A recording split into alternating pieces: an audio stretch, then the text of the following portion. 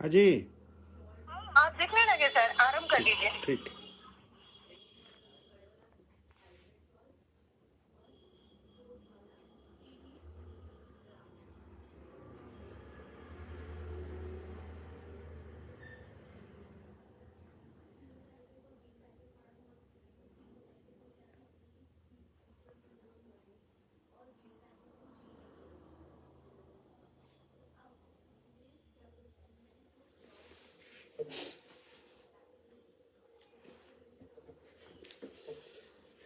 नमस्कार सभी उपस्थित लोगों को नमस्कार। हमारा आज का विषय है आध्यात्म क्या है, पार्ट 2 या भाग 2। भाग 2 में जाने के पहले हम ये थोड़ा सा चर्चा कर लें कि भारत में आध्यात्म की आज क्या आवश्यकता है। हम सभी जानते हैं कि हम लोग आधुनिक जीवन शैली, जो कि यूरोप की, फ्रांस की क्रांति के बाद, वहाँ के पुनर्जागरण काल के बाद पश्चात वहाँ पर जो औद्योगिक क्रांति हुई, जो तकनीकी और वैज्ञानिक क्रांति हुई, हर क्षेत्र में, व्यापार के क्षेत्र में, यंत्रों के क्षेत्र में, वो क्रांति के बाद जब भारत में अंग्रेज आए, उसके पहले एक छोटी सी कहानी शुरू होती है। रोमन साम्राज्य जब ख़त्म हो रहा था, 1453 की बात है। उस समय तुर्की की कुस्तुनतुनिया राजधानी थी रोमन साम्राज्य की, जिसको इस्लामिक लोगों ने जाकर वहाँ पर उसको, तुर्की के साम्राज्य को ख़त्म कर दिया। और वहाँ से, वहाँ पर जो ग्रीक लगा हुआ है, तो ग्रीक की जो दर्शन था, ग्रीक के जो बड़े बड़े शास्त्र थे, वहाँ उनकी फिलॉसफी थी, वहाँ के दार्शनिक ग्रंथ थे, उन्हें लेकर कुछ लोग नाव में भागे। 1453 की घटना है ये। वो इटली पहुँचे। इटली में एक जगह है फ्लोरेंस, मिलान फ्लोरेंस नज़दीक में है। फ्लोरेंस में उन्होंने एकेडमी डाली, जो ग्रीक के दर्शन था, फिलॉसफी थी, उसके आधार पे। उसके पश्चात उन्होंने एक एकेडमी डालने के बाद पूरे यूरोप में शिक्षा का प्रचार किया। उन्होंने अपने दर्शन से, अपनी फिलॉसफी से मैथमेटिक्स को, फिजिक्स को, केमिस्ट्री को, बायोलॉजी को अलग कर लिया। ये सब चीज़ें हमारे यहाँ भी थीं, लेकिन ये अलग नहीं की गई थी। ये कहीं ना कहीं हमारे यहाँ के दर्शन में समाहित थी। अब उसी समय हम देखें कि भारत में क्या हो रहा था। 1453 का साल हम लें तो भारत में उस समय तुगलक का शासन था, तुगलक वंश का शासन था। उसके पश्चात में हम देखते हैं कि लोधी वंश आया, सैयद वंश आए, फिर मुग़ल वंश आया, और 1857 तक भारत किसी न किसी रूप में मुग़ल शासकों के अधीन रहा। जिस दौरान ग्रीक माइथोलॉजी के या ग्रीक दर्शन के सिद्धांतों पर यूरोप में पुनर्जागरण काल हो रहा था, उस समय हमारा दर्शन पूरी तरह से सो गया था। उसमें किसी भी प्रकार की उन्नति या विकास या जागरण की प्रवृत्ति समाप्त सी हो गई थी। और फिर अकबर के समय में उस दूसरी प्रवृत्ति शुरू हुई, जिसको हम भक्ति काल कहते हैं। लेकिन दर्शन और आध्यात्म का जो विकास होना था, वो विकास रुक गया। हो सकता है यदि वो विकास जारी रहता तो मैथमेटिक्स, फिजिक्स, केमिस्ट्री जो दर्शन में से निकली थी, वो हमारे यहाँ भी संभावना बनती थी। अब हुआ ये कि हमारे यहाँ जो अंतर्धारा थी आध्यात्म की, उसमें भारतीय दर्शन के दो समूह बन गए। एक समूह बना भारतीय दर्शन का, जो अपने आप को आस्तिक कहता था, और दूसरा समूह था नास्तिक। आस्तिक का मतलब आ अस्ति यानी है, नास्तिक का मतलब नास्ति यानी नहीं है। अब ये है और नहीं है का भेद है। आस्तिक कहता था कि ईश्वर है और ईश्वर की सत्ता है, और नास्तिक कहते थे कि ईश्वर की सत्ता नहीं है।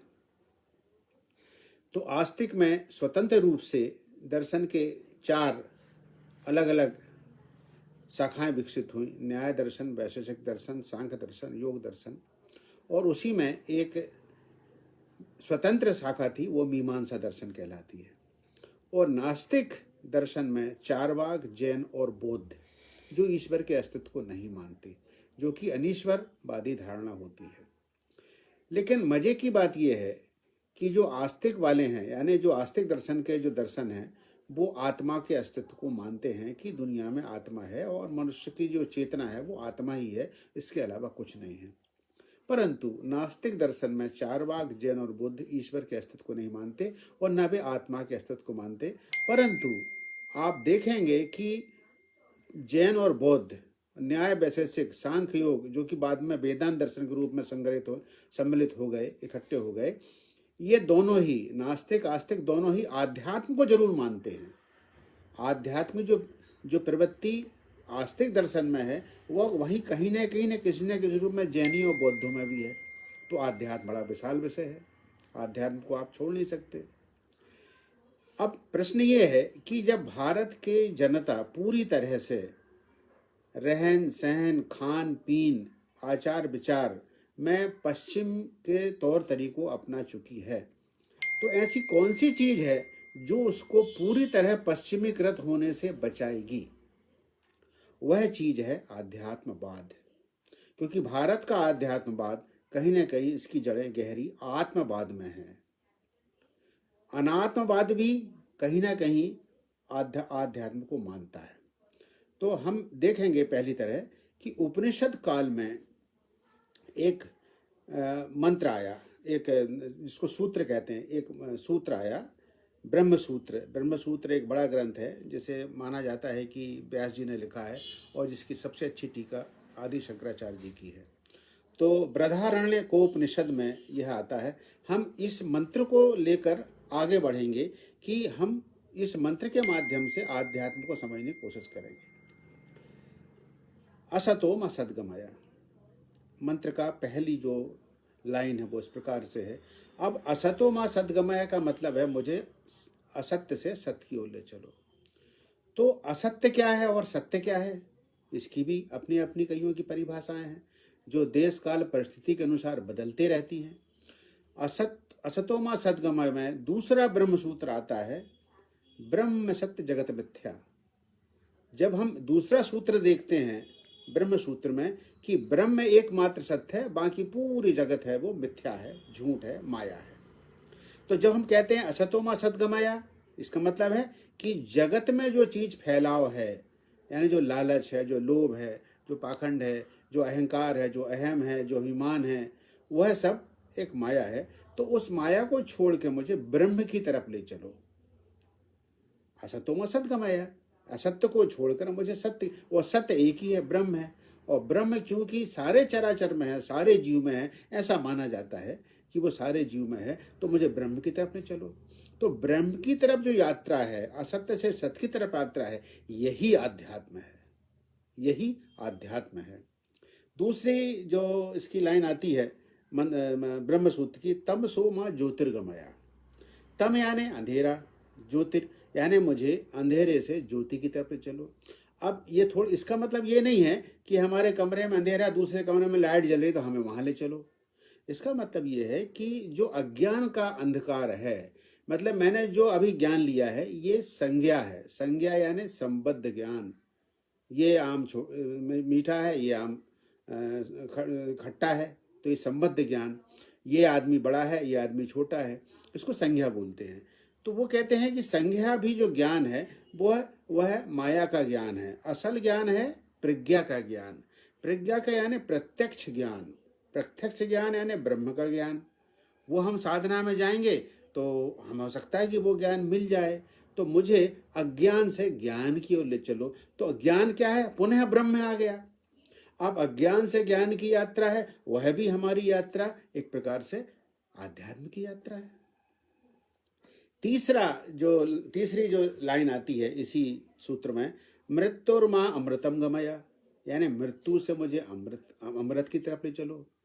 अब ऐसा तो कभी होता नहीं है, चराचर जगत में जो पैदा हुआ वो मरेगा। मरना एक स्वाभाविक क्रिया है। जिस प्रकार से पैदा होने एक स्वाभाविक क्रिया थी, जिस प्रकार से बाढ़ हमारी वृद्धि स्वाभाविक क्रिया थी, तो मृत्यु भी स्वाभाविक क्रिया है। परंतु इस मंत्र की इस लाइन में एक रहस्य छुपा हुआ है। जैसे ही आप कहते हैं मृत्यु से मुझे अमृत की ओर ले चलो, मतलब ये है कि मरूंगा तो मैं जरूर, लेकिन मेरी आत्मा नहीं मरेगी, मेरा ब्रह्म का अंश जो है वो नहीं मरेगा। तो जब मैं ब्रह्म को जान जाऊंगा तो मुझे फिर मृत्यु का भय समाप्त हो जाएगा। मैं मृत्यु में वैसा ही प्रवेश करता हूं जैसे कि एक दुल्हन कहीं मंडप में प्रवेश करती है। इस प्रकार से ये अब ये मंत्र है बृहदारण्य उपनिषद का। इस मंत्र के चारों तरफ आध्यात्म रचा गया है। मूल आधार मंत्र ये है जिसमें ब्रह्म और मिथ्या को आधार मानकर फिर सारे के सारे दर्शन रचे गए हैं। अब हम देखते हैं कि इस दर्शन में भारतीय सनातन में या भारतीय दर्शन शास्त्र में इसकी वृद्धि कैसे हुई, कैसे धीरे धीरे धीरे आया। एकदम से कोई चीज़ नहीं आती, किसी भी चीज़ को धीरे धीरे विकसित किया जाता है, वो विकसित होती है। और यही सभी संस्कृति में हुआ, सभी देशों में हुआ है। बाकी दूसरे देशों में एकेश्वरवाद में तो इस पर किसी प्रकार का दर्शन नहीं है, दर्शन की छोटी मोटी चीज़ें मिल जाती हैं, वो भी बनी बनाई हुई हैं। लेकिन भारत का दर्शन विकसित हुआ है और इसके टक्कर का दर्शन ग्रीक का था, लेकिन ग्रीक ने अपने आप को बदल के और दुनिया को चलाने वाले साइंस और मेथड्स को लाके उसने अपने आप को बदल लिया। अब होता यह है कि जो पश्चिम का दर्शन है वो मैटर पर रखा हुआ, हमारा दर्शन रखा हुआ है ब्रह्म पर, यानी सोल पे। सोल और मैटर मिलकर ही मनुष्य का अस्तित्व बनता है। अब पश्चिम का मैटर है और हमारे यहाँ का सोल है, यानी हमारे यहाँ की आत्मा है और वहाँ की माया है। अब हमारे देह में भी माया और आत्मा दोनों का सम्मिश्रण है। तो जो जिसे कहते हैं विश्व नागरिक, वो दोनों के सम्मिश्रण से बनेगा। यहीं पर कहा जाता है कि भारत विश्वगुरु बनेगा। विश्वगुरु का बीज यहाँ छुपा हुआ है, विश्वगुरु का बीज यहाँ छुपा हुआ है। जब आध्यात्म की बात हम करेंगे तो विश्व गुरुत्व की बात हमारे पास आ जाएगी, क्योंकि आध्यात्म जो है वो हमारे मस्तिष्क में पलता है, मस्तिष्क से ही निकलता है, वहीं से निश्चित होता है। तो सिरा श्रेष्ठ है, मस्तिष्क श्रेष्ठ है, क्योंकि माया से चैन नहीं है। आत्मा हमेशा बेचैन रहती है, मनुष्य बेचैन रहते हैं। अब पहला दर्शन जो आया, न्याय, गौतम ऋषि थे, उन्होंने न्याय दर्शन प्रतिपादित किया। अब गौतम ऋषि ने अचानक कोई न्याय दर्शन प्रतिपादित नहीं कर दिया। हुआ ये कि न्याय दर्शन की कई चीज़ें कई जगह अलग अलग लिखी हुई थी, सुनी जाती थी, चर्चा होती थी और उन पर बाकायदा वार्ताएं हुआ करती थी। गौतम ऋषि ने उनको इकट्ठा करके संकलित किया। जब संकलित किया तो उन्होंने कहा, भाई इसको कुछ वैज्ञानिक आधार दो, तार्किक आधार दो। बिना तर्क के दुनिया में कोई चीज़ बहुत लंबी नहीं चलेगी। जैसे हमने देखा ईसाइयत के साथ यह हुआ कि तर्क पर रखा हुआ धर्म नहीं था, वो आजकल पूरे यूरोप में, अमेरिका में एक संस्कृति बन के रह गया है, धर्म के रूप में समाप्त हो गया है। और यही मुश्किलें आज इस्लाम के सामने आ रही हैं, यही मुश्किलें, क्योंकि तर्क पे रखा हुआ धर्म नहीं है। भारतीय शास्त्र, दर्शन शास्त्र तर्क पर आधारित है, एक तार्किक परिणति उसकी प्राप्त होती है। तो उन्होंने कहा, भाई ऐसा नहीं चलेगा। तुमने कह दिया ब्रह्म है, हमने मान लिया ब्रह्म है। तुमने कह दिया आत्मा है, हमने मान लिया कि आत्मा है। प्रमाण दीजिए, प्रमाण दीजिए। तो उन्होंने कहा, प्रमाण कैसे दें? बोले साक्षात प्रमाण दो। अब आत्मा साक्षात तो प्रकट होती नहीं है, ब्रह्म भी साक्षात प्रकट नहीं होता, वो सब में समाहित है। तो प्रत्यक्ष प्रमाण तो मिलता नहीं है ना आत्मा का, लेकिन एक अप्रत्यक्ष प्रमाण मिलता है। बोले वो कैसा? तो उन्होंने एक सिद्धांत दिया कार्य कारण का, कॉज इफेक्ट। यानी कोई चीज, कोई कार्य यदि दिख रहा है, यदि आपको कटोरे में रखा हुआ दही दिख रहा है, इसका मतलब है कि यहाँ दूध था। दूध नहीं होता तो आपको दही नहीं बनता। इसी प्रकार से एक अनुमान प्रमाण है कि यदि पहाड़ के ऊपर कहीं धुआं उठता दिख रहा है, इसका मतलब है कि वहां पर आग जली होगी। यदि आग नहीं जली हो तो धुआं कहाँ से होगा? इसी प्रकार से एक उपमान प्रमाण दिया गया कि जंगल में कुछ लोग घूमने गए, उन्होंने नील गाय देखी और बोले गाय गाय गाय, जबकि गाय अलग होती, नील गाय अलग होती। इसको बोलते हैं सादृश्य प्रमाण या उपमान। उसके बाद उन्होंने कहा शब्द प्रमाण है। शब्द प्रमाण कैसे हैं? वेदों के शब्द प्रमाण है। जो ऋषि मुनि ने ब्रह्म के दर्शन किए हैं, उन्होंने शास्त्र लिखे, वो शास्त्र प्रमाण है। यहीं से श्रुत और स्मृति, श्रुति और स्मृति भी प्रमाण मानी जाने लगी। यानी ब्रह्म के स्वरूप में, आत्मा के रूप में प्रत्यक्ष प्रमाण, अनुमान प्रमाण, उपमान प्रमाण, शब्द प्रमाण, ये चार प्रमाणों को मान्यता दी गई। न्याय दर्शन में, और उन्होंने कहा कि नियम के अनुसार, तर्क शास्त्र के अनुसार ब्रह्म और आत्मा को सिद्ध करिए, तब हम मानेंगे कि भाई ये चीज़ सही है, ये तो ये फर्जी चीज़ है, सही दूसरी जगह चलती है। तो उन्होंने कहा कि ठीक है, इसको हम मानते हैं, और कार्य कारण सिद्धांत को मानिए कि भाई कोई कार्य यदि है तो उसका कारण है। यानी आज यदि मैं बैठा हुआ आपसे बात कर रहा हूं, इसका मतलब है कि मेरे पिता थे, और यदि मेरा पुत्र या मेरी पुत्री आपसे बात कर रही है, इसका मतलब है कि मैं हूं। इसको बोलते हैं कॉज इफेक्ट थ्योरी, कार्य कारण सिद्धांत, जिस पर ब्रह्म को सिद्ध किया जाता है। तो उन्होंने कहा है कि मनुष्य की जो अस्तित्व है वो पदार्थ और आत्मा से मिलकर बना है, खाली पदार्थ नहीं है। यदि आप एक मूर्ति बिल्कुल आदमी की बना दो, मनुष्य की बना दो, उसका हृदय बना दो, उसकी किडनी बना दो, पत्थर के अंदर से खोखला भी कर दो, तो पृथ्वी, अग्नि, वायु, जल, आकाश सब उसमें है, लेकिन उसमें जीवात्मा नहीं है। जब जीवात्मा नहीं है तो वह अस्तित्व नहीं है, वह एक पार्थिव चीज है, वह एक पदार्थ है।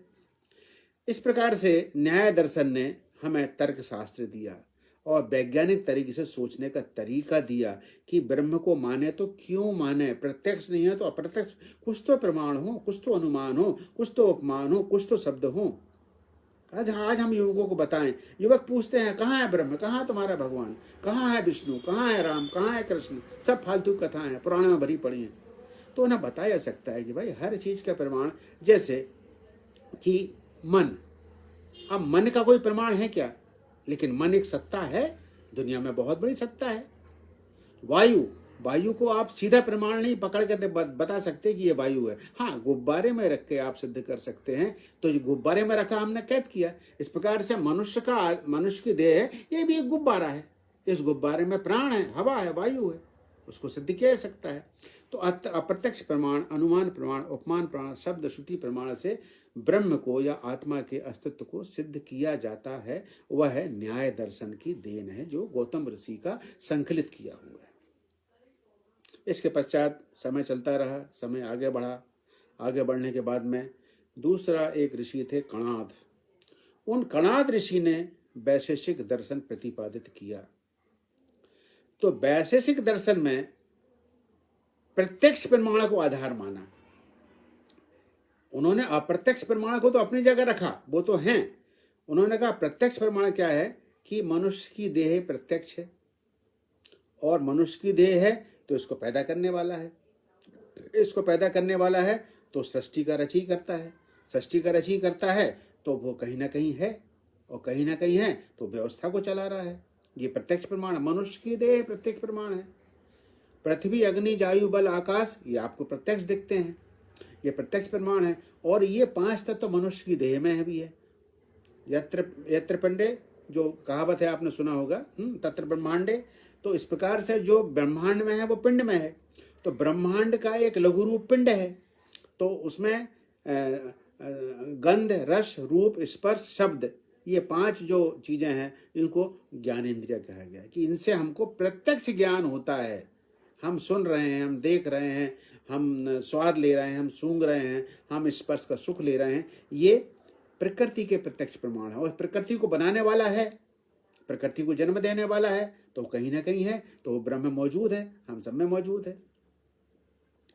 इसी समय पहली बार वैशेषिक दर्शन में मन और बुद्धि दो को पुराने दर्शन में जो चल रहा था न्याय, उसमें जोड़ा गया कि मन की सत्ता है।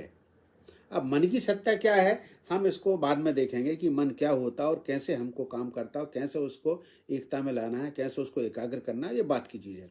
और बुद्धि है, और मन बुद्धि दो अलग अलग चीज़ है। और इसी समय उन्होंने इस वैशेषिक दर्शन में एक विशेषता ये लाए, जिस कारण से वैशेषिक दर्शन कहलाता है, कि राग द्वेष भी मनुष्य के मन में होते हैं। मन है तो राग द्वेष है, राग द्वेष है तो अशांति है, राग द्वेष है तो अक्लांत है मनुष्य, राग द्वेष है तो ईर्षा है, कपट है, लालच है, लोभ है। तो राग द्वेष मनुष्य के मन में होते हैं, और मनुष्य के मन में राग द्वेष इसलिए होते हैं क्योंकि वह ब्रह्म की सत्ता को मानने से इनकार कर देता है और स्वयं की सत्ता स्थापित करना चाहता है। और यदि सारे लोग स्वयं की सत्ता स्थापित करने लगेंगे तो उनमें राग द्वेष होना स्वाभाविक है। एक घर में यदि एक घर में चार लोग अपनी अपनी सत्ता स्थापित करें, एक टीवी है, एक टीवी का रिमोट है, चार लोग कहें कि हम देखेंगे हम देखेंगे हम देखेंगे हम देखेंगे, तो क्या होगा? राग द्वेष होगा। तो राग द्वेष एक स्वाभाविक चीज है जो होती है, अध्यात्म रास्ते में रोड़ा बनती है। एक चीज और वैशेषिक दर्शन में आई कि उन्होंने पांच तत्व, उनकी तन्मात्राएं और उनके रूप, उनके स्वाद या उनके अंग जिसको कहते हैं, 15 तत्व माने कि 15 तत्व से मनुष्य बनता है और उसमें आत्मा स्वरूप ब्रह्म तत्व रहता है, इसलिए उसका अस्तित्व चलायमान होता है और वो जीव रूप में जीवित होता है। वैशेषिक दर्शन के बाद एक कपिल मुनि हुए। कपिल मुनि जब हुए तो यहाँ पर देखिए, दो दर्शन में जो दुख से निवृत्त होने की जो बात थी वो कहीं छूट गई थी। आत्मा, परमात्मा, ब्रह्म तत्व, इन पर चर्चा हो रही है। पहली बार सांख्य दर्शन में कपिल मुनि मोक्ष का सिद्धांत लेकर आए कि मनुष्य को मोक्ष की प्राप्ति कैसे होगी, मृत्यु के बाद हो या जीवित होते हुए हो जाए, दोनों होती। क्योंकि निर्वाण भी जो कहा गया है वो यदि आप सारी माया छोड़ देते हैं और आप माया से मुक्त हो जाते हैं तो जीवित रूप में भी आप मोक्ष प्राप्त कर लेते हैं, फिर आपको मृत्यु का भय नहीं लगता, मृत्यु में प्रवेश करने में आप बहुत आसानी हो जाती है। तो कपिल मुनि ने कहा कि भाई तत्व जो है वहां पर एक बहुत बड़ा विकास हुआ। वैशेषिक दर्शन तक ये माना जाता था कि जिसको कहते हैं अद्वैत। अद्वैत का मतलब ये है कि जो ब्रह्म है, परब्रह्म है, वह एक ही है, दो नहीं है। इसका मतलब ये हुआ कि यदि किसी मनुष्य में ब्रह्म का अंश है तो परब्रह्म ब्रह्म स्वयं वहां पर मौजूद है, स्वयं वहां पर मौजूद है। लेकिन उसमें एक दिक्कत आई कि हर मनुष्य में, हर नारी में, हर जीव में यदि ब्रह्म स्वयं मौजूद है तो उस व्यक्ति के किए गए अच्छे बुरे दोनों काम के लिए भी ब्रह्म जिम्मेदार है, ब्रह्म उत्तरदायी है। जब दोनों कामों के लिए ब्रह्म उत्तरदायी है तो फिर वो मतलब अपने उत्तरदायी से भाग नहीं सकता, फिर तो वही करे जो कुछ करना। हम क्या करें? हम करने कुछ लोग तर्क देते हैं ना, जो करेगा भगवान करेगा, वो यही इसी तर्क से जुड़ा हुआ तर्क है कि भाई जो कुछ करेगा ईश्वर करेगा, हम क्या करेंगे। लेकिन ऐसा नहीं है। अद्वैत दर्शन में इस खामी के कारण से मनीषियों ने एक नई चीज दी कि द्वैत अद्वैत नहीं, ब्रह्म द्वैत में है। द्वैत मतलब ब्रह्म तो अपने आप में अक्षुण रहा, उसने अपने दो अंश बनाए, एक पुरुष रूप में और एक प्रकृति रूप में। पुरुष रूप में यानी शिव रूप में, प्रकृति रूप में यानी पार्वती रूप में। लेकिन यह पौराणिक काल में आया, उस समय ये नहीं था। तो पुरुष और प्रकृति रूप में जब उसने दो स्वरूप बनाए तो मनुष्य के अंदर पृथ्वी, अग्नि, वायु, जल, आकाश और पुरुष रूप में उसका जीव। इस प्रकार से इसको कहते हैं द्वैतवाद। द्वैतवाद का सिद्धांत पहली बार सांख्य में आया और सांख्य से ही यह सिद्धांत गीता में आया है। गीता में सांख्य दर्शन से ही आया है। जब श्री कृष्ण भगवान गीता सुना रहे हैं तो उसके पहले वो कपिल मुनि का जो आश्रम था, वहाँ उस समय तो कपिल मुनि नहीं थे, लेकिन वहाँ जो आश्रम था वहाँ पर बाकायदा वो अपनी द्वैतवाद की शिक्षा लेने गए थे कि द्वैतवाद क्या होता है। द्वैतवाद में मोक्ष की धारणा पहली बार आई कि भाई मनुष्य को मोक्ष प्राप्त करना है तो उसे आध्यात्म की शरण में जाना पड़ेगा। तो आध्यात्म यहाँ पर फिर खुल के आ गया। अब दो दर्शन में आध्यात्म खुलकर नहीं आया था, आध्यात्म कहीं ना कहीं दब गया था, आत्मा परमात्मा की जो विवेचना थी उसमें छुप गया था, आध्यात्म खुलकर आ गया।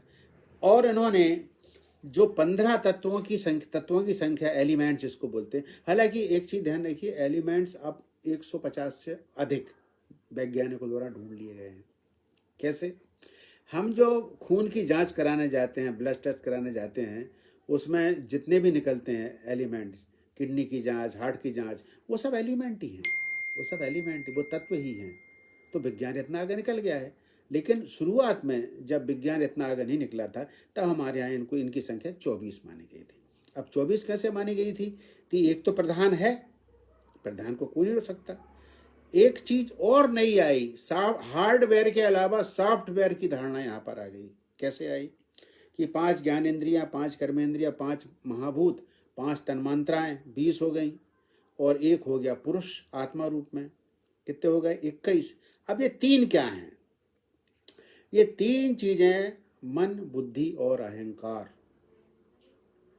कि ये सॉफ्टवेयर है हमारे मस्तिष्क का, हमारे व्यक्तित्व का सॉफ्टवेयर है ये, ऑपरेटिंग सॉफ्टवेयर, मन बुद्धि अहंकार, जिसको बाद में सिगमंड फ्राइड ने ईगो कहा है, अहम कहा है। उसके 3 हिस्से उसने ही बनाए हैं। जैसे हम इनको मन बुद्धि अहंकार कह रहे हैं, उसने भी ईगो सुपर ईगो 3 हिस्से बनाए हैं, उसको हम बाद में देखेंगे। तो हम वहाँ पर हम देखते हैं कि चिंतन मनन से आप मन बुद्धि अहंकार में यदि लीन होते हैं तो आप मन बुद्धि अहंकार को पकड़ कर ही आध्यात्म की यात्रा शुरू कर सकते हैं। देह से यात्रा नहीं होती। देह एक यंत्र है। सॉफ्टवेयर से ही ऑपरेटिंग सॉफ्टवेयर से ही कंप्यूटर चलता है। आपका कंप्यूटर आपके ऑपरेटिंग सॉफ्टवेयर से चलेगा। यदि आपका ऑपरेटिंग सॉफ्टवेयर खराब हो गया तो आपका एक जो बेसिक सॉफ्टवेयर है, जिसको बोलते हैं सिस्टम सॉफ्टवेयर क्या है? वो है पुरुष है, जो आत्मा रूप में आप में, वो सिस्टम सॉफ्टवेयर है। मैं आज की भाषा में बात कर रहा हूँ, बच्चों को समझाया जाए आज की भाषा में। और ऑपरेटिंग सॉफ्टवेयर क्या है? मन बुद्धि अहंकार है, जो आपको आप क्लिक करते हैं, मन क्लिक करते हैं, बुद्धि क्लिक करते हैं, अहंकार, आपको एक्शन का रिएक्शन, चैन रिएक्शन चालू हो जाता है। इसी में एक चीज और आई सांख्य दर्शन में, गुण तत्व। गुण होते हैं, यानी तत्वों में गुण होते हैं। जो तत्व होते हैं वो सात्विक, राजसिक और तामसिक प्रकार के होते हैं। और ये हम आज भी देखते हैं कई लोग सात्विक धारणा के होते हैं, कई लोग सात्विक राजसिक होते हैं, कई तामसिक होते हैं। उनके अलग अलग गुण हैं, उसको हम बाद में देखेंगे।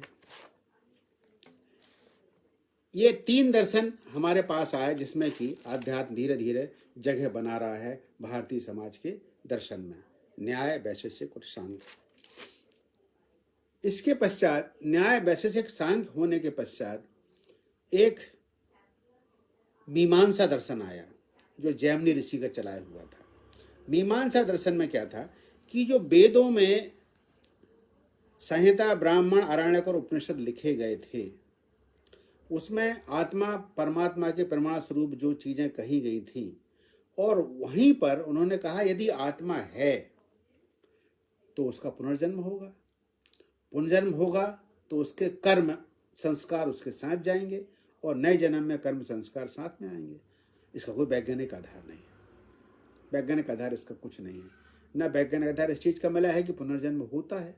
हाँ, कुछ किस्से कहानियां अलग अलग सुनने को मिल जाती है, लेकिन सामाजिक रचना के हिसाब से हम देखें तो जितने लोग पृथ्वी पे पैदा होते हैं उनकी प्रवृत्तियां अलग अलग होती हैं, उनकी चित्त वृत्तियां अलग अलग होती हैं। एक घर में 2 भाई की वृत्ति अलग होती है, उसके सोचने के तरीके अलग होते हैं। 2 बहनों के तरीके अलग होते हैं। एक बहन सात्विक प्रकृति रहती है, दूसरी बहन तामसिक प्रवृत्ति की होकर ईर्ष्या द्वेष कपट में उलझी रहती है। तो हम देखते हैं कि जो कर्म संस्कार हैं, वैज्ञानिक प्रमाण नहीं है, हम गलत चीज नहीं बोलेंगे भाई, हमको विज्ञान को साथ लेके चलना है, क्योंकि विज्ञान को छोड़ दोगे तो आप रूढ़ हो जाओगे, आप क्रिश्चियनिटी या इस्लाम की नकल करने लगोगे। हमें उनकी नकल नहीं करना है, हमें विज्ञान को साथ लेकर चलना है, तभी हम अपने आध्यात्म को बचा पाएंगे और एक भारतीयता को बचा पाएंगे, संस्कृति को बचा पाएंगे। तो मीमांसा दर्शन में इन सब चीजों की मीमांसा की गई है। यह मीमांसा दर्शन पूर्व मीमांसा कहलाता है। बाद में जो मीमांसा हुई उसको कहते हैं उत्तर मीमांसा। तो उत्तर मीमांसा जो कि वेदांत दर्शन कहलाता है। वेदांत दर्शन का मतलब है जहां वेदों का पूरी तरह अंत हो गया। इसीलिए कृष्ण भगवान कहते हैं गीता में, इंद्र को ललकारते हैं कि तू इंद्र की पूजा मत कर, क्योंकि वेदों का प्रधान देवता इंद्र है। और गीता के आते आते देखिए व्यक्तिक ईश्वर भारतीय समाज में, भारतीय दिमागों में, मस्तिष्कों में जगह बना चुका है। हमारे संस्कारों में, हमारी संस्कृति में, हमारे कर्म कांड में जगह बना चुका है। महाकाव्य काल के पश्चात, रामायण महाभारत के बाद, तब तक हमारी संस्कृति परिपक्व हो चुकी है। तो यहाँ पर कर्म के साथ पुनर्जन्म का सिद्धांत बैठाया गया, कर्म के साथ पुनर्जन्म का सिद्धांत बैठाया गया। लेकिन इसके साथ एक बड़ी गलत चीज आई कि यह कहा गया कि कोई आदमी गरीब है तो पुनर्जन्म के कारण गरीब है, अमीर है तो पुनर्जन्म के कारण अमीर है।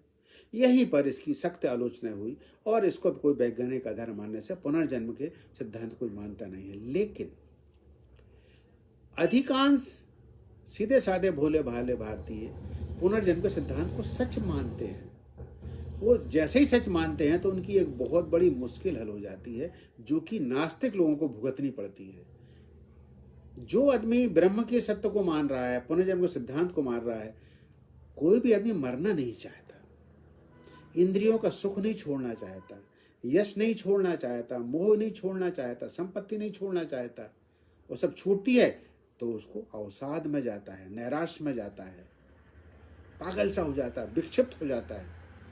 हाँ, तो हम देखते हैं इस प्रकार से पुनर्जन्म सिद्धांत पर यदि लोग विश्वास करते हैं तो उन्हें एक बहुत बड़ा सहारा मिलता है मृत्यु तक पहुंचने के लिए। बहुत बड़ा सहारा मिलता है, बहुत बड़ा सहारा मिलता है।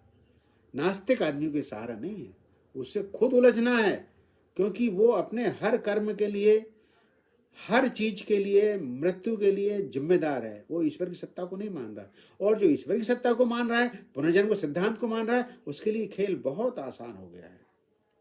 वो मृत्यु के दरवाजे तक आराम से पहुंचता है। अरे मेरा पुनर्जन्म होना है, अच्छे कर्म करूंगा, अच्छा पुनर्जन्म होगा, आज गरीब हूं कल बड़े घर में होऊंगा। तो इस प्रकार से ये व्यवहार में है भारत में, और रहेगा। कहीं ना कहीं हमारी अंतस चेतना में, हमारी चेतना में, या हम जिसको कह लें कि हमारे अचेतन में, ये सिद्धांत काम करता है, भले ही हम ये ना माने कि साहब ये सही है कि नहीं है। अब वेदांत दर्शन के पहले एक दर्शन और आया जो पतंजलि ऋषि का है। यह दर्शन, इस दर्शन ने क्या किया कि आध्यात्म, तर्कशास्त्र, आत्मा, परमात्मा के वाद विवाद को दरकिनार कर दिया कि हम इसको नहीं मानते, हमको इसकी जरूरत नहीं है। ये नहीं कहा कि नहीं मानते, हमको इसकी जरूरत नहीं है। हमको मनुष्य की देह देखना है, और मनुष्य की देह यदि है तो हमें उसे स्वस्थ रूप से रख करके, और उसके जिसको बोलते हैं कुंडलिनी शक्ति केंद्रों को जागृत करके, उसे एक ज्वलयमान मनुष्य बनाना है, एक महामानव बनाना है। और उसने आत्मा परमात्मा के प्रपंच नहीं पढ़ा। लेकिन पतंजलि ऋषि ने क्या किया कि इन सबको हटा के सीधा ये मान लिया कि मनुष्य में ईश्वर का वास है। तत्वों को अलग करके, सब प्रपंच को छोड़कर योग दर्शन में ये कहा गया मनुष्य ईश्वर के बगैर नहीं है। इसलिए वहां पर एक सिद्धांत ईश्वर प्राणिधान का आता है। तो पतंजलि ऋषि ने जो योग दर्शन देखा, उसका भी हम आध्यात्म के हिसाब से देख लें, क्योंकि आजकल योग में बहुत सारी चीजें कही जाती हैं, सुनी जाती हैं, लोग जानते हैं, करते हैं, योग करते हैं, सुबह करते हैं, शाम को करते हैं, ध्यान करते हैं, प्राणायाम करते हैं। तो योग में पतंजलि ऋषि ने सबसे महत्वपूर्ण स्थान दिया चित्त को। अब चित्त क्या है? ये नई खोज है, ये नया सिद्धांत है पतंजलि ऋषि का। चित्त कुछ नहीं है, वही आपका ऑपरेटिंग सॉफ्टवेयर, मन बुद्धि अहंकार आपका चित्त है। वही ऑपरेटिंग सॉफ्टवेयर, मन बुद्धि अहंकार आपका चित्त है। और सिस्टम सॉफ्टवेयर ईश्वर हो गया। यहाँ पर सिस्टम सॉफ्टवेयर ईश्वर हो गया है, और चित्त में मन बुद्धि अहंकार आपको ऑपरेटिंग, वो आपको चला रहा है। आपके मन में क्या आ रहा है, आपकी बुद्धि में क्या आ रहा है, आपके अहंकार में क्या आ रहा है, आप वैसे एक्शन लेते हो, आप वैसी बात करते हो, आप वैसे तर्क करते हो, आप वैसी बातें सुनते हो, आप वैसे कार्य करते हो, आप वैसे निर्णय लेते हो। तो ये मन बुद्धि अहंकार को उन्होंने चित्त कहा। जब उन्होंने चित्त कहा तो चित्त की उन्होंने 5 दशा दिखाई कि चित्त जो है कितने प्रकार का होता है मनुष्य में यदि देखा जाए। तो उन्होंने कहा एक क्षिप्त चित्त, यानी चित्त ठहरा हुआ है। जैसा आप ठहरा हुआ चित्त क्या होता है? जैसे जिसके मस्तिष्क से कोई विकास नहीं हुआ है, वो शून्य आकाश में दीवार की तरफ देख रहा है, तो वो रुका हुआ है, ठहरा हुआ है। वो कोई निर्णय नहीं कर पाता, कोई एक्शन नहीं देता, कोई प्रतिक्रिया नहीं करता, या कोई अवाक रह जाता है। जब कोई अवाक रह जाता है तो वो भी क्षिप्त चित्त कहा जाता है। दूसरा चित्त है मूढ़ चित्त। मूढ़ चित्त क्या होता है कि विवेक का उपयोग नहीं करता, विवेक शून्य है। हाँ, आप कुछ कह रहे हैं, वो कुछ जवाब दे रहा है, आप कुछ करने का बोल रहे हैं, वो कुछ कर रहा है। आपने कहा गिलास में पानी भर दो, उसने गिलास का पानी उलट दिया, यानी मूढ़, विवेक शून्य है, वो मूढ़ चित्त है। अब मूढ़ चित्त के बाद उन्होंने कहा तीसरे प्रकार का चित्त क्या होता है? विक्षिप्त। विक्षिप्त का मायने आजकल पागल हो गया है, लेकिन विक्षिप्त का मायने पतंजलि की योग दर्शन में पागल नहीं है, भटकाव है। जो आपका चित्त भटक रहा है, आप चौराहे पे खड़े हैं, आपको ये नहीं पता कि किस रास्ते पर जाना है। 4 कदम दाएं जाते हैं, लौट आते हैं, 10 कदम बाएं जाते हैं, लौट आते हैं, 10 कदम 100 कदम सामने जाते हैं, लौट आते हैं, फिर पीछे जाते हैं। यानी आप भटक रहे हैं, आप भटकाओ। आपका चित्त जो है विक्षिप्त है, वो निर्णय नहीं कर पा रहा है। फिर उन्होंने कहा कि चौथा प्रकार का चित्त होता है एकाग्र, जो कि ध्यान के लिए श्रेष्ठ माना गया है। लेकिन पहले के 3 चित्त से ध्यान के एकाग्र चित्त में जाने के लिए आपको बहुत कुछ छोड़ना पड़ता है, बहुत कुछ तैयारी करनी पड़ती है। वही आध्यात्म का विषय है, वो हम अंतिम चैप्टर में देखेंगे। अंतिम चित्त जो है वो है निरुद्ध। निरुद्ध यानी सारी वृत्तियां समाप्त हो गई हैं। आप आकाश में, अंतरिक्ष में, हवा में तैर रहे हैं, यहाँ कुछ नहीं बचा है, ना माया है, ना मोह है, ना रिश्ते हैं, ना नाते हैं, कुछ नहीं है। वह कहलाता है निरुद्ध चित्त, वही कहलाता है बुद्ध चित्त। अब उन्होंने कहा ये चित्त है, तो चित्त की एक वृत्ति होती है।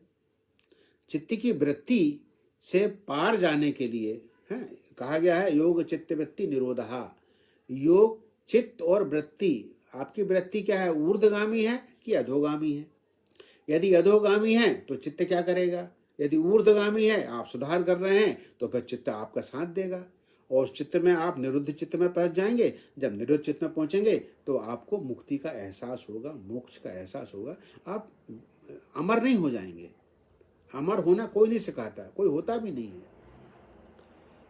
इसके लिए उन्होंने अष्टांग योग का दर्शन दिया कि आप अष्टांग योग जो है इसका पालन करें तो आप निरुद्ध चित्त को प्राप्त कर सकते हैं। आप जीते जी समाधि की स्थिति में जी सकते हैं। आप मोक्ष को प्राप्त कर सकते हैं। आप निर्वाण का एहसास कर सकते हैं।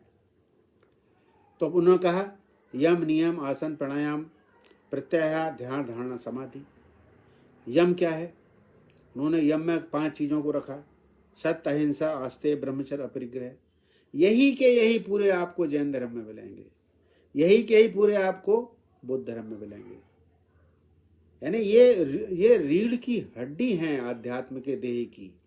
सत्य, अहिंसा, आस्तेय, ब्रह्मचर्य। अब सत्य क्या है? सत्य वही है, ब्रह्म। सत्य एक ही है। मैं जलेबी खा रहा हूं, मीठी है, ये सत्य है, लेकिन ये संज्ञेय सत्य है। अंतिम सत्य है ब्रह्म, क्योंकि ब्रह्म का अंश ही जलेबी में है, ब्रह्म का अंश ही उसके चाशनी में है, ब्रह्म का अंश ही तवे में है, ब्रह्म का अंश ही उस व्यक्ति में जिसने उसको बनाई है। तो अंतिम सत्य क्या हुआ? ब्रह्म है। उस ब्रह्म की खोज करो, यह वही अंतिम सत्य है। सत्य का मतलब ये नहीं है कि मैं आपको देख रहा हूं तो आप मुझे देख रहे हो, आप सत्य हो, क्योंकि आप में ब्रह्म का अंश है। तो मैं आप में देख रहा हूं, आपके अंदर ब्रह्म का अंश देख रहा हूं, तो आप सत्य हो। ब्रह्म का अंश नहीं रहेगा तो आप सत्य नहीं हो, आप शव हो जाओगे। दूसरा अहिंसा है। ये बात का सिद्धांत से सत्य अहिंसा कि हिंसा मनुष्य को द्वेष उत्पन्न करती है। हिंसा द्वेष उत्पन्न करती है। आज दुनिया में जितने भी हिंसा, जितना भी द्वेष फैला हुआ है, विद्वेष फैला हुआ है, सब तरफ उसका मुख्य कारण अहिंसा है। सिद्धांत रूप में अलग, व्यवहार रूप में अहिंसा। अहिंसा का अलग सिद्धांत है, वो हम आखिरी सत्र में देखेंगे। आस्ते यानी चोरी नहीं करना। चोरी करना तो निश्चित रूप से भाई दूसरे का धन चुराना, दूसरे का संपत्ति चुराना, इसमें द्वेष पैदा होगा, शत्रुता पैदा होगी। तो द्वेष शत्रुता पैदा होगी तो वो यम का काम नहीं हुआ। वो उसमें शांत ना, आप शांत। चोरी करने वाला आदमी कभी शांत नहीं रहता। आदमी चोरी करने की सोचता है और उसका मन बेचैन और व्यग्र हो जाता है। आदमी रिश्वत लेने की सोचता है, उसका मन व्यग्र और बेचैन हो जाता है। आप किसी की चीज जरा सी चुरा कर देखो, आपकी आत्मा तुरंत आपको प्रताड़ित करने लगेगी। आप व्यग्र बेचैन हो जाओगे। उस व्यग्र बेचैनी से आपका ब्लड प्रेशर बढ़ जाएगा। उस व्यग्र बेचैनी से आपको शुगर की बीमारी शुरू हो जाएगी। तो आस्ते यानी चोरी नहीं करना। फिर ब्रह्मचर्य, ये एक अलग सब्जेक्ट है। ब्रह्मचर्य जो है, ब्रह्मचर्य के बारे में जो पुराने सिद्धांत थे वो सब सिद्धांत ध्वस्त हो गए। क्योंकि पहले कहा जाता था कि बड़ा ऐसा है, धातु ऐसी होती है, करोड़ों बूंदों से बनती है और लाखों बूंदों से बनती है। विज्ञान ने ये सब बेकार की बातें मान ली हैं कि ब्रह्मचर्य का अब मतलब इतना रह गया है कि यदि हम पति पत्नी हैं तो एक दूसरे के प्रति सच्चे रहें। गलत काम करेंगे तो व्यग्रता, बेचैनी, द्वेष फैलेगा। हम खुद प्रताड़ित होंगे, क्योंकि मनुष्य के अंदर एक आत्मा में उसका एक गुण है कि वो सत्य को लेकर चलना चाहता है। वो नहीं चलता तो व्यग्र बेचैन होता है। तो ब्रह्मचर्य का मतलब इतना रह गया है कि हम जो दैहिक रिश्तों में ईमानदारी और सच्चाई है उसको लेकर चले। ब्रह्मचर्य का इतना ही मतलब अब रह गया है। अपरिग्रह, संग्रह मत करो। इसके बारे में कहा जाता है कि भाई ये जैन धर्म में बड़ा अच्छा है अपरिग्रह, लेकिन हम देखते हैं कि जैन समाज के लोग सबसे अच्छे व्यापारी होते हैं, संपत्ति का सर्वाधिक संग्रह उनके पास होता है, फिर ये अपरिग्रह वहां लागू क्यों नहीं होता? इसका रहस्य ये है कि जिस समय महावीर स्वामी हुए थे आज से 2500-3000 साल पहले, उस समय व्यापार नहीं होता था, पूंजी नहीं होती थी, पूंजी व्यापार लगाने के लिए नहीं होती थी, पूंजी आधार नहीं था, तो उस समय ये सोचा ही नहीं गया। बाद में जब जैन समाज आगे बढ़ा, उन्होंने सोचा, कई संगति हुई कि भाई धन तो आवश्यक है, क्योंकि धर्म अर्थ काम मोक्षा, 4 पुरुषार्थ कहे गए हैं। यदि हम एक पुरुषार्थ को ही नहीं गमा देंगे तो फिर हम सुख कैसे प्राप्त करेंगे और सत्ता कैसे प्राप्त करेंगे, धर्म को कैसे बचाएंगे? धर्म के लिए भी अर्थ की जरूरत होती है। तो अर्थ का संग्रह अब अपरिग्रह की सीमा से बाहर हो गया। हाँ, लेकिन मन में ईर्ष्या द्वेष कपट का संग्रह, घर में अनावश्यक वस्तुओं का संग्रह, ये तुम्हें त्रास देने वाला ही है। धन संग्रह अब अपरिग्रह की सीमा से बाहर हो गया। हम वास्तविकता को लेकर चलेंगे तो सही रूप में आज के दर्शन में, आज की स्थिति में अध्यात्म को पहचान पाएंगे। यदि पुरानी थ्योरी लेकर चलेंगे तो फिर हम उलझ जाएंगे, जैसे ब्रह्मचर्य की पुरानी थ्योरी या अपरिग्रह की पुरानी थ्योरी, वो आपको कुछ देने वाली नहीं है। क्यों? कि दुनिया में अब सत्ता उसकी होगी जिसके पास धन होगा। अमेरिका की सत्ता इसलिए चलती है क्योंकि उसके पास सर्वाधिक धन है और वहां के लोग धन कमाना जानते हैं, धन की वृद्धि करना जानते हैं, ये वो जानते हैं। उसके सबसे उदाहरण मैं आपको देता हूँ। अमेजॉन कंपनी जिस प्रकार से बिजनेस करती है, यदि आप एक किताब खरीदने जाते हैं, उस किताब की कीमत है 100 रुपया और पोस्टेज की लेती 70 रुपया, 170 रुपये में आपको किताब आती है। फिर उसमें से वो कुछ कमीशन पब्लिशर से लेती है 20-30%। तो है ना, 100 रुपये की किताब जो कि पब्लिशर के पास में 60 रुपये में आई थी, उसमें से वो सिर्फ 20 रुपये रखता है और 170 में 150 रुपीज अमेजॉन कंपनी ले जाती है। यह है बिजनेस का तरीका जो अमेरिकन लोग जानते हैं। आपने KFC देख लिए होंगे। KFC में देखिए, एक बाजार में एक जो चिकन रोस्ट, यदि आप ड्रेस चिकन लोगे 100 रुपये का आएगा, 150 रुपये का आएगा। वो उस चिकन से 2000 रुपये कमाते हैं। तो आधुनिक दुनिया में ब्रह्मचर्य अपरिग्रह के सिद्धांत बेमानी हो गए हैं या उनके अर्थ बदल गए हैं। लेकिन हमें समाज के साथ चलना है और अपने को दुनिया के साथ चलना है और साथ में हमें अपना आध्यात्म बचाना है, तो सिद्धांतों की आधुनिक व्याख्या करना लाजमी है। तीसरा जो अष्टांग योग का सिद्धांत वह है आसन। आसन आवश्यक है क्योंकि जहां जहां हमारे शरीर में ग्लैंड्स हैं, आसन को ऐसा डिजाइन किया गया है, इस तरीके से बनाया गया है कि वो किडनी में, ग्लैंड्स में, स्वादिष्टान चक्र में, मूलाधार चक्र में, अनाहत चक्र में, सब जगह वहाँ पर उनका अभ्यास हो, उनका व्यायाम हो। प्राणायाम में आप देखेंगे आसन के बाद में फेफड़ों का व्यायाम हो, और फेफड़ा हमारे लिए जीवन के लिए अत्यंत आवश्यक है। जितने भी आप ध्यान से देखिए कि जिन अंगों में हड्डी नहीं है, बोन नहीं है, वो बहुत महत्वपूर्ण है। हार्ट में हड्डी नहीं है, लंग्स में हड्डी नहीं है, किडनी में हड्डी नहीं है, लीवर में हड्डी नहीं है, वहाँ पर कोई सपोर्ट नहीं है। हाँ, हड्डियों से सुरक्षित जरूर है, वो आपके अस्थियों से सुरक्षित जरूर हैं। उन अंगों को आप योग के माध्यम से, एक्सरसाइज से, व्यायाम से स्वस्थ रख सकते हैं। तो वहाँ पर उन्होंने प्राणायाम के आसन और प्राणायाम के तरीके बताए। उसमें भी प्राणायाम में है पूरक, रेचक, कुंभक पूरक, अनुपूरक या विपरीत पूरक, अलग अलग हैं, बाह्य पूरक, 4 अलग सिद्धांत है। अब ये सब लोग सीखते रहते हैं, उसके बारे में हम ज़्यादा गहराई से जाने की आवश्यकता नहीं है। पर उन्होंने एक सिद्धांत दिया, प्रत्याहार। प्रत्याहार क्या मतलब? खाली आहार नहीं, आप अपनी इंद्रियों को अंतर्मुखी करें। अंतर्मुखी करेंगे यानी आपके सामने यदि आपके पसंद की चीज़ कोई रखी हुई है, आपका जी ललचा रहा है, तो आपकी जो इंद्रिय है वो बहिर्मुखी है। आपका पेट भरा हुआ है, पेट भरा होने के बावजूद भी आप अतिरिक्त जलेबी खा रहे हैं, जबकि शुगर की बीमारी है, सोच रहे हैं एक गोली और खा लूंगा। तो ये हुआ बहिर्मुखी इंद्रिय होना। अंतर्मुखी क्या है? विवेक से उसको, भाई ये चीज़ मेरे को नुकसानदायक है, मैं एक जलेबी खा चुका हूँ जिसका असर मेरे शरीर जाने। अब जलेबी का स्वाद कहाँ है? सिर्फ जिभा तक है, गले में, पेट में, आंतों में तो कहीं जलेबी का स्वाद ही नहीं है। तो इसका मतलब है कि आपको आपकी रसना पर नियंत्रण करना है यदि योग करना है। तो जैसे रसना पर नियंत्रण करना है, वैसे ही आपको कर्मेंद्रियों पर नियंत्रण करना है, उसको प्रत्याहार कहा गया है। और आहार संतुलित रखना है। अगला दिया उन्होंने धारणा। धारणा में वो चित्त आता है, चित्त स्थिर होगा तो आपकी धारणा स्थिर होगी। यदि चित्त भटक रहा है, आप बैठे हुए हो, पता नहीं यार मेरे पास में पेंशन आएगी नहीं, पता नहीं मेरी फिक्स डिपॉजिट कोई हैक करके तो नहीं पैसे निकाल के ले गए मेरे खाते से, तो चित्त स्थिर नहीं है। पता नहीं आज शाम को खाना मिलेगा नहीं मिलेगा, चित्त स्थिर नहीं है। तो चित्त स्थिर रहने के लिए आपको सामान्य स्थिति में होना चाहिए। तापमान अधिक है, ठंड ज़्यादा पड़ रही है तो चित्त स्थिर नहीं है, गर्मी अधिक है, चित्त स्थिर नहीं है। तो आपको चित्त स्थिर रखने के लिए कई प्रकार के प्रयास करने पड़ते हैं। फिर उन्होंने सिद्धांत दिया धारणा। धारणा के बाद ध्यान।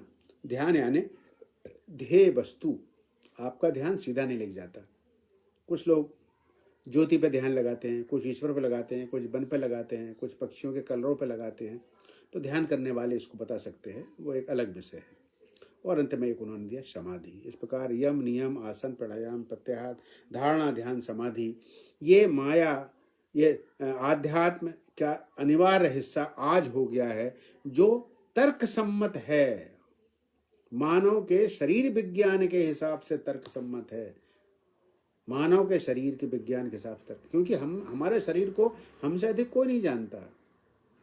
तो जब उन अंगों का, आंतरिक अंगों का हम अभ्यास करते हैं तो हम स्वस्थ रहते हैं। ये भी आध्यात्म का एक हिस्सा है। बाद में इसमें कुंडलिनी जागरण है, मूलाधार से सहस्त्राधार के चक्र हैं, वो एक अलग विषय है, वो अलग विषय है। उसको अभी यहाँ डिस्कस नहीं करेंगे, उसको यहाँ हम अपने सोच का बिंदु नहीं है। इस प्रकार से हम देखते हैं कि हमने 4-5 दर्शन की व्याख्या यहाँ पर कर ली कि उसमें आध्यात्म किस तरह भारत में एक सिद्धांत के रूप में, एक अवधारणा के रूप में विकसित हो रहा था। पहला था उसमें न्याय, वैशेषिक, सांख्य, योग और मीमांसा। इसके पश्चात 3 दर्शन बचते हैं। वेदांत, जिसकी व्याख्या शंकराचार्य जी ने, आदि शंकराचार्य जी ने की है। और उसके बाद एक नई चीज आई थी प्रस्थान त्रयी, कि जब कोई आपके मन में संशय हो धर्म के बारे में, तो प्रस्थान त्रयी यानी 3 ग्रंथ माने गए हैं, उपनिषद, ब्रह्मसूत्र और गीता। आप इनमें उसके हल खोज सकते हो, उनकी व्याख्या में हल खोज सकते हो।